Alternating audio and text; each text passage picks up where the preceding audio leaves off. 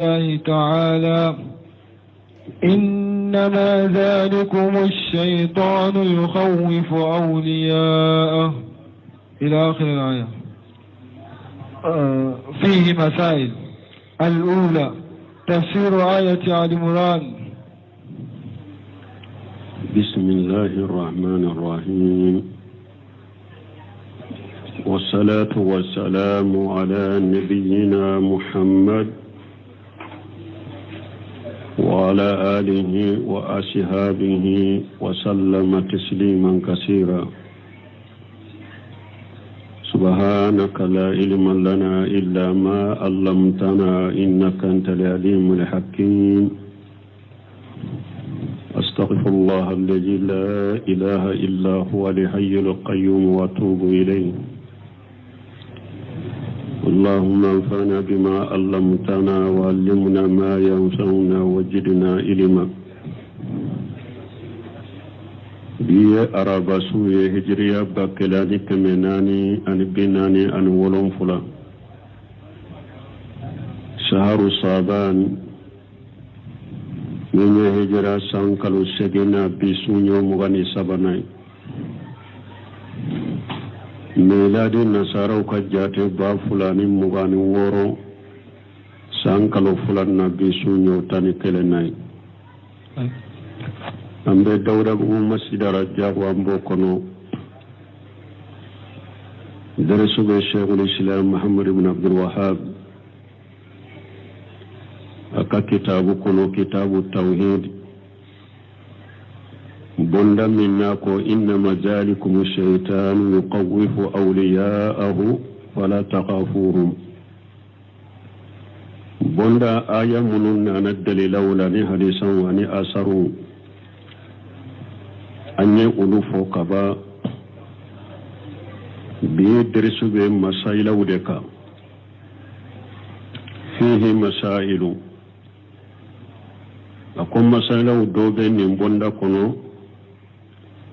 الأولى توسيع آية آل عمران. مسائل فلو آل عمران كآية توسيري، وهي قوله تعالى إنما ذلكم الشيطان يقوف أولياءه فلا تخافوهم وخافوني إن كنتم مؤمنين. وسبق أنني آية توسيري كتمه. الثانية تفسير آية براءة.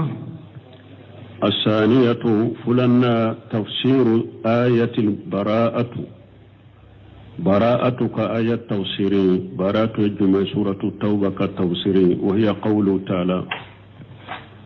ويألك كما ألم من قرط تعالى إنما يأمر مساجد الله من آمن بالله واليوم الآخر وأقام الصلاة وآتى الزكاة ولم يخش إلا الله فعسى أولئك أن يكونوا من المهتدين. وسبق أن آية فنا التوسير فوق التمت. الثالثة تفسير آية العنكبوت. الثالثة سبنا تفسير آيات العنكبوت. سورة العنكبوت كآية توسيري، وهي قوله تعالى وهي ألككم يعلم من قرطان ومن الناس من يقول آمنا بالله فإذا أوذي في الله جعل فتنة الناس كعجاب الله. وقد تكلمنا على توسيرها فيما سبق. أنكمنا من فن التوسير من تمنا. الرابعة أن اليقين يضعف ويقوى. الرابعة ناننا أن اليقين يضعف ويقوى. كهذا مدنك الدنكنيا أبلافو أبسمبنتيا أبلافو أبجريا أنيودو بوندا ينكونو أنيو من يرجما توقج من الحديث أنيو من كبو حديث لا إن من جاء في اليقين الحديث ko abe hada maden ka dankaniya la fuli la kata hadisa laba donc ni nya yiranna ko hada maden ka dankaniya be sembentiya wakatu dola dankaniya be lafu الخامسة علامة ضعفه ومن ذلك هذه الثلاثة. الخامسة دورنا علامة ضعفه أن يدو بندن كنو دنكنيات لا فوليه التامنشو دنكنيات لا فوليه التامنشو أن يدو بندن كنو ومن ذلك هذه الثلاثة من قصة من فورة حديثة كنو وليه دنكنيات لا فوليه التامنشوية وهي سبب جمعيه وهي أن ترضي الناس بسخط الله فلو كهذا ما دو كو جينيني على كدمي مغو كدام كان يلا فولي تامان سيدرو نياي مغو لا نابي هذا ما دو جين دينيني ني على كدمي كما دو فولي أتبع على كسريا ما بي على دمي يبو فو برو كهذا ما دو جينيني kewale do be a kelima atebbe alama tebbe alaka sariyama me ego kewale inke puru ka hada maden jenyini nanye ninye mugo minna ninye tamanshede kwa kalli man yalla fulendo tele fulanna wantahamaduhum ala irjiqillah nanye mugo min fanaye abe hada madon tanu alaka garjage ka hada madon ben nyuma yamin ke aye alebe hada madon de do abe do tanu abe nyina ala yere ka sababu ko ala de sababu kelaye abe nyino ko ale jate la ni neman ni nyuma yamin benne ka hada maden de do abe itanu o ka kanyina sababu kela ko ni nyeta man se fulana nanye ni nye mugo minna ni nyeta man se fulana e kaira ko aka dankani Allah fulendo sabana wa anta jummahum ala ma lam yutika Allah kamo fana lagose alama min dima kamo lagosha ka ni mo mi ayetira li fendo tila ube aye mo so ala me ka garjage do aku ne sigira yoro mi dro iba lagosi iba nani iba korofo ko pasiga ama eso bo ni nyetta man sedere ko ka dangan yalla fulendo suno nama wajibi to ya anko na ye wajibi to ya be jalagi oka abe war jalagi wajibi ntole ka me ni alama latiga ka eso kana jalagi latiga yoro la ni ba ke ka jalagi latiga yoro la ko paske ma do sura bolo e maso oyeta manse ko ka dankani Allah fulendo donc min fen saba nonu yetta manse de kamo ka dankani Allah fulu yiranna السادسة أن إخلاص الخوف لله من الفرائض. السادسة سبنا أن إخلاص الخوف لله من الفرائض ورنا أن إخلاص الخوف لله من الفرائض كسرنا قلش عليه فرددو كي كسرنا بك عليه كسرنا كلمة ودي كسرنا قلش عليه ويه فردد وتوغج أنبو من يرجما أنبو من قوله في الحديث أنبو من كبوتيدن ككمال حديثا كنو من لتمسا ni mogomi ni hada madun jenyini ali hadisa kata hadisa laba wajuhu tartibul uqubati ala man qaddama irida an-nas ala irida Allah ta'ala amba do chogodi ko min ya kaksiranya kalashi ala fardado ambo mina hadisa la chogodi ni ala ya ni mogomi ni hada madun jenyini ni ala kadime ni chide nye janga kata do fo anofe ka hada madon jenyini ni alaka dime chide nye janga kata dode fo anofe donc ni janga kata funa fora ko min nofe obayira o koin keli e fardade ni ma ke ibe junubude soro ibe janga kata soro السابعة ذكر ثواب من فعله. السابعة ولن فلنا ذكر ثواب من فعله afora hadisa in kono ni mugomi ni alaka je ni yode nyini ni hadama don fana ka dimiye ibe sarami so anyo fana do hadisa kono wa huwa irida Allah anhu ikasara beke jumay ala be je koro ni mugomi nyala ka je nyini ni hadama don ka dimiye ala be je koro abe hadama den je koro ni nyayira ko ala ka je nyini har hadama don ka dimi sarabala barajibala abe ala be je koro wa annahu yurda anhu an-nasa ikasara do jumay fana ala be je koro abe hadama don fana je koro wa huwa al-akhibatu al-hamidatu ni nyel labanko nyumande labanko mi laba nyuma mi na tanunendo ni nyel laba nyuma laba nyuma mi ni atanunendo ni hadama den mi ni ala ka je nyini hadama don dimi koro ala bisara abe baraje dima bisara ikasara ni ka baraje jumay ala be je koro abe hadama don je koro wayel laba nyuma labanko nyuma mi na tanunendo الثامنة ذكر عقاب من تركه الثامنة شغنا ذكر عقاب من تركه نمغمني على كجنيني niyo toye ni hada madon ka dimiye hada madon ka jende nyini ni ala ka dimiye janga kata fora iye ni mo mi ala ka jenyini toye ni hada madon ka jenyini janga kata min bi soro o fora ni ala ka jenyini toye janga kata min bi soro o fana fora hadisa in kono wo janga kata jumae wa huwa an yasqata Allahu alayhi wa yusqita alayhi an-nasa ala be dimi koro abe hada madon la dimi koro ni mo ye ala ka jenyini de toye ko be hada madon jende nyini janga kata bi no fede o janga kata jumae ala be dimi koro abe hada madon la dimi koro wala yanalu maqsudahu awa itikalla nyini fana suru hada madon fe fana itikalla nyini suru hada madon fana fe ni ala ka jenyini de toye ka jenyini koso ite ikalla nyini suru ubolo kuma nyafo chogmi ridan nasu qayyatu la tudrab namna safa ko hada madon jenyini e daminye mu wote se ka se oma abe hadisan na chogo do kono fana wa ada hamidahu jamma lahu bal ni alaka jenyini toye ni hada madon ka jenyini de mo munun tumbi tanu ulu de bellaba ki lagos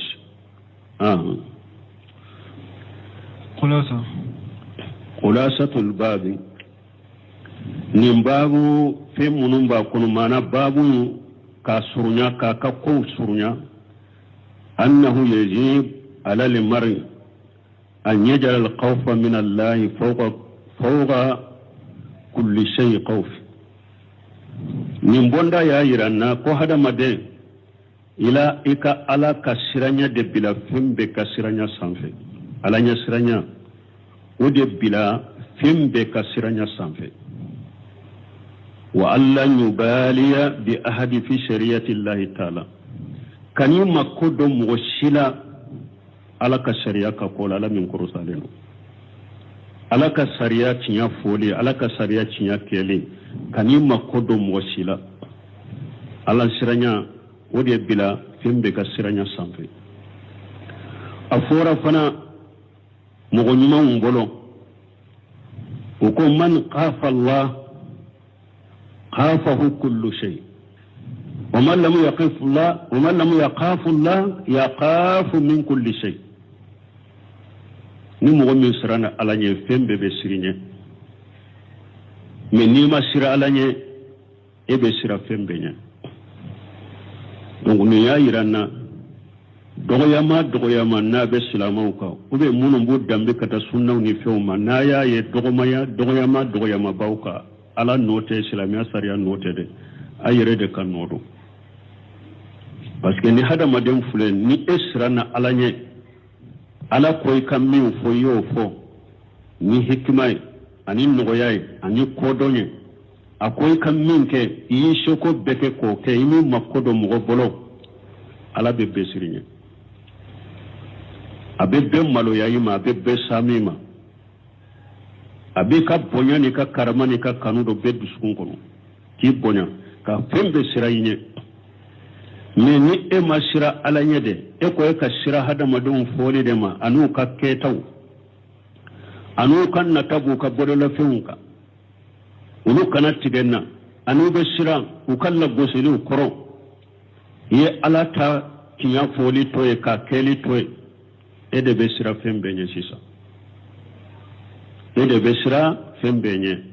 wala nimbonda ya yiranna hada madde alanya siranya de bila fembe ka siranyi sanfe kani kuma kodo mo sila ala ka sariya ka kola anyo do bonda inkono wa anya alama akado fana anna man litamasa yuridallahi ta'ala wa yusaqita an-nasu alayhi ikado fana bonda nya yiranna ikado fana koni mo minye ala ka je nyini hari hada madon ka dimi koro fali aqibatu lahu har ko folowla ni yedde gun soro toraw soro laban ko nyuma beddi edema illa bambenya laban ko nyuma beddima wani le tamasayri dan nas minni ay hadama donde nyini wa ta'allaqa bihim ay dilolo hadama donde la wa asqata Allah ya ala dimi dai ka ko beke hadamaden jenyini dai ka fotane ka keta ya hadamaden de jenyini ki diro hadamaden de la ala be dimi koro in qalabati alayhi al ahwalu la halaw fana be yele mai ka fana la halaw be yele mai ka hadamaden munun tumbi tanu munun tumbe jenen tumbi koro de ulu de laban be dimi e koro ulu de laban de be e lagos ko be yelema ika wala mu yanal maqsudahu awayti kala nyini fana soro hada madem fe ikalla nyini la nyini min be ela ni ala ta toy ka foli toy ka keli toy ya toy la nyini min kama puru kam min soro hada madem boro ito fana soro bal hasara lahu aksu maqsudihi bal ikalla nyini tana ode bi soro ikalla nyini tana ode bi soro parce que ni edilolula ko jiyan na famunun be kuyede dafali ala kelemtu de tayali kamalu lillahi hada made sima dafa hada made be siga joyoro do kiye bi ibe gumin kalama don wora be desa be boy kura be bana be sa akanna fulo be dogoya akanna fulo be ba ikalla nyini tana minni eyin natata kani minye o tana debe esoro nondo la dura bena boy kura tumbe ko munun ka ba bejo ikalla nyini te sura bolo wa huwa la nyini tana munye wa huwa an yasqata Allah alayhi wa yasqata alayhi an-nasa ikalla nyini tana munye ala be dimi koro abe hada madu la dimi koro wala nimbonda akakula sa pe munumba kono kusurunya wayen nununde hada maden ka ke alaka jenyini kala de hari mugobbe ka dimin koro ibe laban ko nyuma soro menni e ya ke mugo jenyini ni hada maden jenyini de ikalla nyini tanaje bi soro ala bena dimi koro abe hada maden dimi koro ibe laban ko jugude soro la alakan kisoma babun قول الله تعالى وعلى الله فتوكلوا إن كنتم مؤمنين باب قول الله تعالى من يبون لك كما وعلى الله فتوكلوا إن كنتم مؤمنين على كلمة آياك قودة على دكنا يمؤمنون مناسبة هذا الباب لما قبله nimbabu siri nyogonya jumambe nimbabu che ani babu min temenanye hiya anna li insana siri nyogonya min bunu nyogonche hadama denfule ida an farada Allah subhanahu bitawakkul ni alake kelenye masami senalendo kayka koda ala kelemteuka fa innahu ya'tamidu alayhi fi husul matlubihi ibe ka ko sinsi alaka ikalla nyinu sorolela wa jawali makruhihi ani ko jugu munum bu soro wulilila ibe ka sembe yoroke ala de wala ya tamidu ala khairihi ute sembe ala tanaka itika ko sisi ala tanaka ni mo ni ka ko sisi ala kelim tawde ka yi ka ko da ala kelim tawde ka o be ke sababu ye ebe fenwo fenyini ibe sembe yoroni kamila yoroke ala de iba fe kojugu ka wuli ka boyka ibe sisi yoroke ala de ite sisi ala tanaka wa tawakkul yare jumai huwa al-i'timadu ala Allah subhanahu wa ta'ala fi husuli al-matlub hada made kika ko sisi alaka ikalla nyinu sorolila tawakkulu ikika ko sisi alaka ikalla nyinu sorolila wa daful makruhi ani kika ko sisi alaka ko jugu nononi la kaboika ma siqati bihi kafara ni dalembe alala wa fil al-asbab anika sababu fanaka al-ma'zun fiha silamiya sariya jenana ko ka sababu minke wa haja aqrabu tarif lahu tawakkulu ka do kila dunya tawakkulila aka fin surumani na billa dunya tawakkulu kila dunya tawakkulu la asuruma yeninde wala budda min amrayn yuko tawakkulu la budda fin fulaka suribulu al awwal folo an yakuna al i'timadu ala Allah i'timadan sadiqa haqiqiyya ikika ko shinshi alaka shinshi ne ciyalama ani ko shinshi min ya haqiqai kele asani fulanna fi'l al-asbab al-ma'zun fiha silamiya sariya jenana ye ko ka sababu munun ke ka sababu ke o ko fe bi ka ko shinshi alaka tawakkulu yen fulade ka ko shinshi alaka ne cinyai ani haqiqa kele fulanna sababu ke فمن زال أكثر الاعتماد على الأسباب نغص توكله على الله نمغمي ni ka sinsilis caya sababu de ka ika tawakkulun nagasilendo ika ko sinsili alaka an nagasilendo mana eyi sinsira sababu de ka ko caya ka teme ka sinsi alaka eka tawakkulun nagasilendo wa yakunu qadiha fi kifayatillah defo go alaka wasakata ema defo go do ola فكأنه جعل سبب وحده هو الأمدة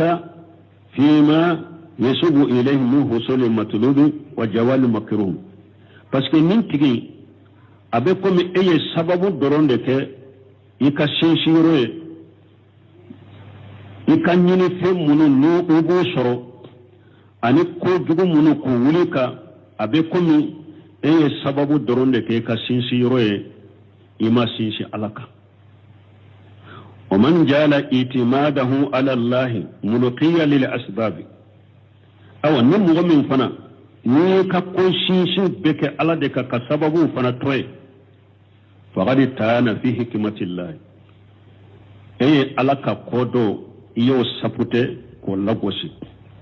لأن الله فسك على جعل لكل شيء سببا ثم بألاي سبب دوكالا فمن اعتمد على الله اعتمادا مجردا ومن يكا كودا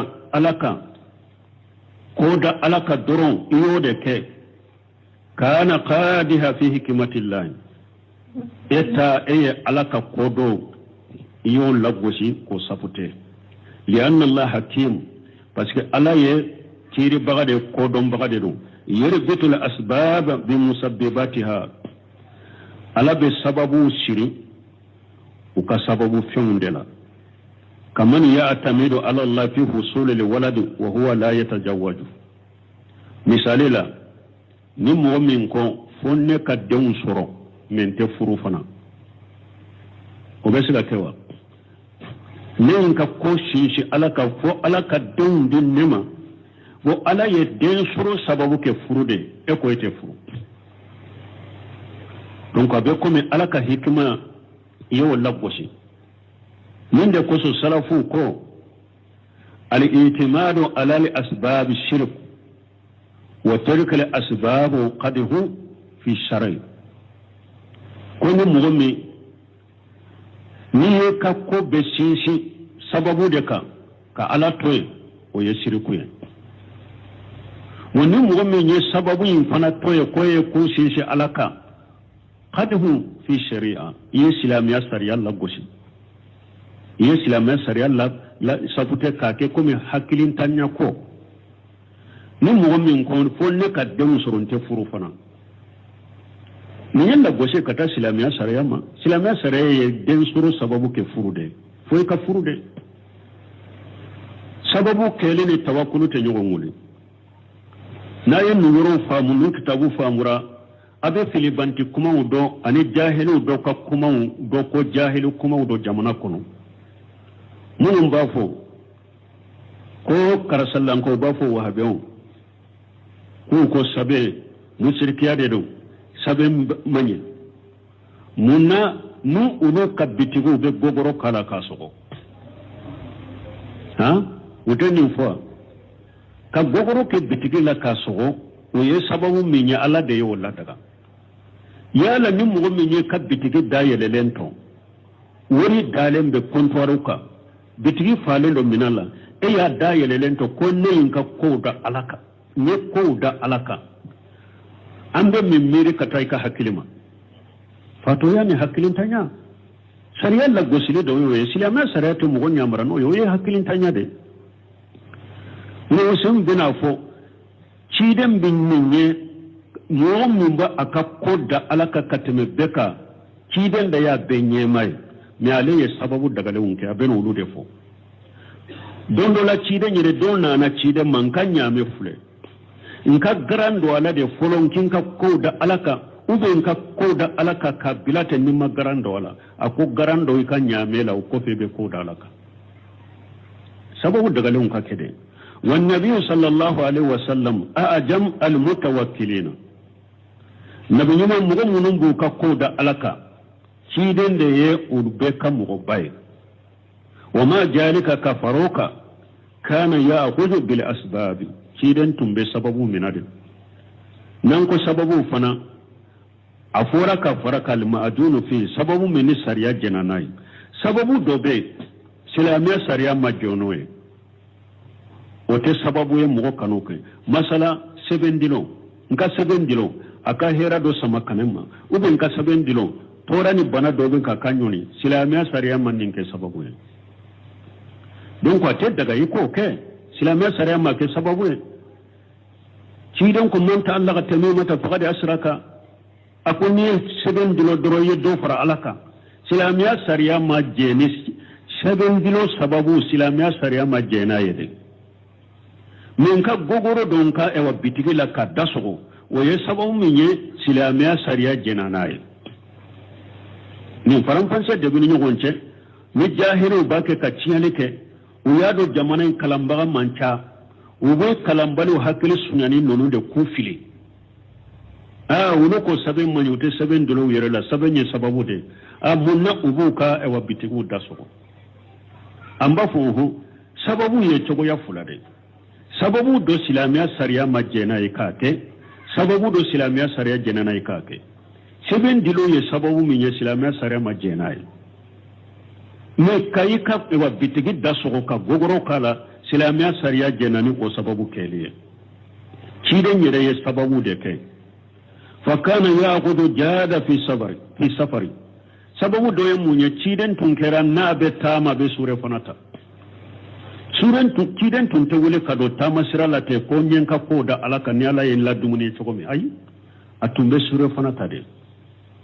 ni ye sababu de walamma kharaja ila uhud jahara bayna ad-dir'ain ay labisa ad-dir'ain isnayn tunami ciden bora kata hudi kelena ayen ne gedoroki fulade do ciden dum be se kata kelena kon kata telabin tangaw me ayen ne gedoloku do ulu ye sababu de ka ikisi binyuma ki kisi bramuruma ki kisi utoruma sababu dagalin da yoye wala ni mo men fana beta kele yero la anna ni eye nego doroki do sisa kata dombe do fenfuye mais ni eye fari be fa sebendena ube ye doroki do fa sebendena ka do ko fana sababu de wote sababu silama sariya mo ke sababu ye silama sariya ye minki sababu ye daga lenye ka ke kele yoro la nege doroki do wote kele chidem bora kata kele keneka nege doroki fule de tumbala ni nye sababu daga lende na yake ama fun kabbo kata te foi tala ala bin kisi ala bin tanga nyenka koda alaka ya ye sababu de te o kofa ye koda alaka ولما خرج مهاجرا أخرج من يدله على الطريقة تمام تشيدم بورا مكة كوا بهجرة كتام مدينة أيام مغدو دنيني من بسرا يرالا وياسر تشيدم تم مدينة سرا دو أيام مغدو دنيني من بسرا يرالا ولم يقول تشيدم ما فو سأجهب مهاجرا وأتوكل على الله تشيدم ما فو نبي هجرة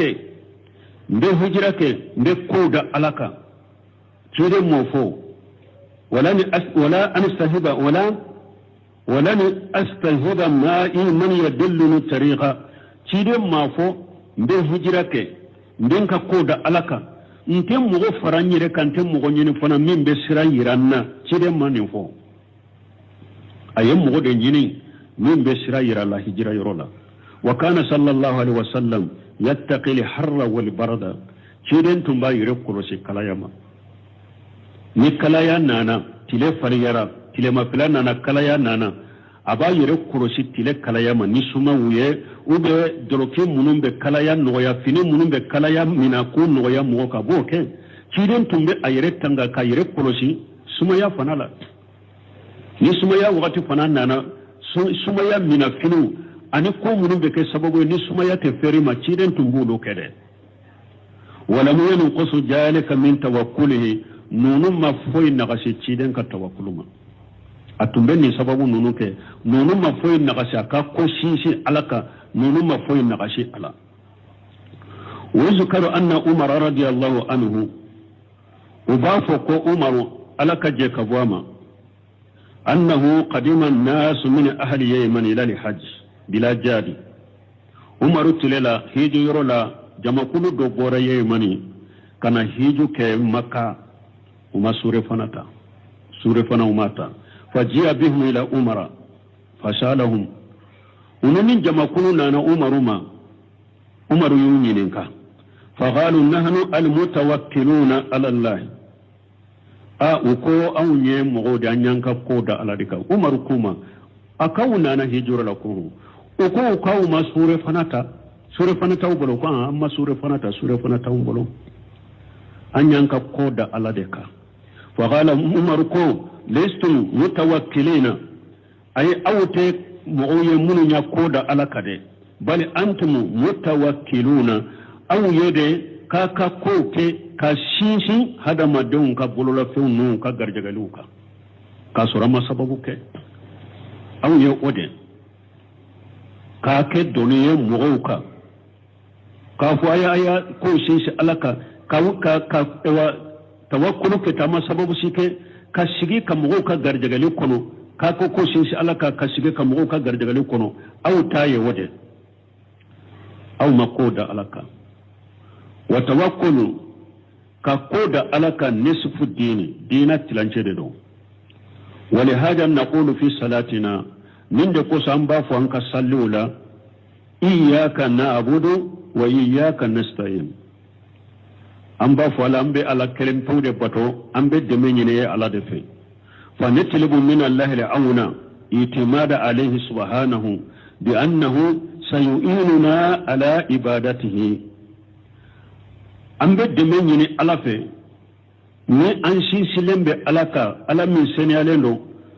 ko akan deme akabatola ambe sinsi alaka ko akan deme akabatola wa qala ta'ala ala ko ala min qur'anelo fa'buduhu wa tawakkal alayhi ala ko ala batu ikika koda alaka batu ala batu o dina tilance doye ki ka koda alaka ويدينا تلانجدوني وقال تعالى لكم عليه توكلت وإليه أنيب نينك كود ألك نين رساقك تعلم ولا يمكن تحقيق العبادة إلا بالتوكل بطو يرك حقيقة تشكك فو إكي كود ألك لأن الإنسان بس هذا مدى لو أكل إلى نفسه أكل إلى ضعف وعجز ni ala ni hada maden to yere bolo ayito lafu bolo ayito dese bolo parce que hada maden lafu len do hada maden be dese ni ala yi hada maden ka ko na yu to yere de bolo ayito lafu bolo ayito dese bolo wala mu tamakkani min al-qiyam bil ibadati itese ka joni bato yawo ni ala de ma hada maden de me batola na yi ka ko to yere de bolo ayito lafu bolo ayito dese bolo itese ka joni batoy fa huwa hina ya'budu Allah yashuru annahu mutawakkil ala Allah wakati min hada made ni bake ka ala bato yere bado kuy bake ke ka koda ala deka fa yanalu bi zalika ajra al ibadati wa ajra tawakkul ina bato ino baraji soro noye ko sinsili ala kafana ino fana baraji soro ولأن القالب عندنا ضعف توكل من كتا أنفي كل شيء ألك أولا فلد كتا هذا مدنفي وأننا لا نشعر حين نقوم بالعبادة أو لعادات هذا مدن شامان فلد نمبر جوني على بطو وغتمي وبن نمبر جوني أنكا لا دنا كوني وغتمي أنت سبلا أنت أدو بالتوكل على الله anta do kwa anka ko sisilendo alaka anka bato wakati anka ladan ke wakati atenya anka hakilila kwa anka ko sisilendo alaka kachaya wali itimadi alayhi fi anna nala hajal fi'ala nan banka ko sisi alaka purun anka nin ko isoro mana ibato to chama atene ka hakilila kumbake ka bato minna ni kan ko sisi alaka puru baraji min be bato nan kasoro wote mo chama hakilila ate chama hakila har ni bi kala dana kodo de kai akani ka hakila kon ka komin kelen fulen ne den kon shinshi alaka purin akan nin ko nyana bonye wotena mu ko chama ka hakila wakati bal na'tamidu fil qalibi akacha ambe shinshi min ka kachaya alali asbabi jahirati ambe shinshi sababu bangalen nununde ka kachaya وننسى ما وراء ذلك من بسبب دغالين نونو سبب بانغالين نونو كوفي امبينينا ولوكو فيفوتنا ثواب عظيم ننبرج بد بتا كاندا ولا هذا ما دي كبتو كيتو يكلا دانا كودو كيتو ادو كويدو من نايكا كو سينسيلمبي على دكا be bato min ala de ba baraje kenye be nilla da ko min ala de ba anoyanye nin kani ka hakile da ka ko sinsi alaka me hada maden chama khaliba aka ko keto a sinsi lembe sababu bangale nunu de ka nin nin ke doro nin de beke nin man nin ke doro nin teke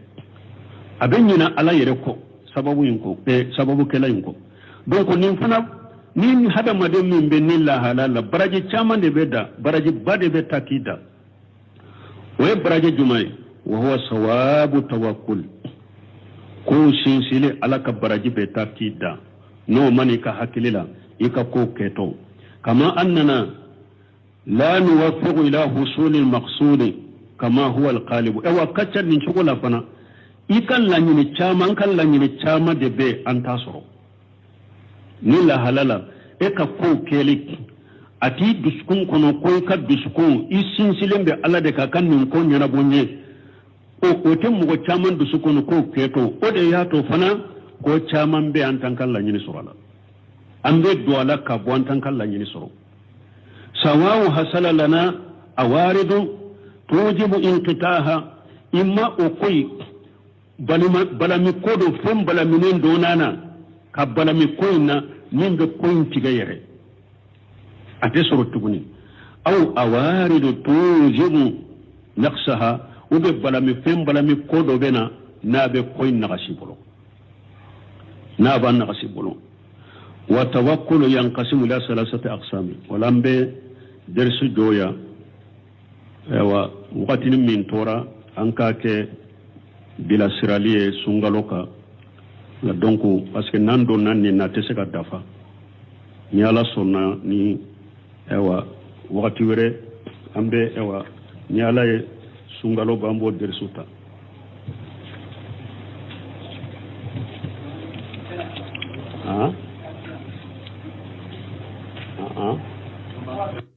بسم الله الرحمن الرحيم كتاب التوحيد باب قول الله تعالى إنما ذلكم الشيطان يخوف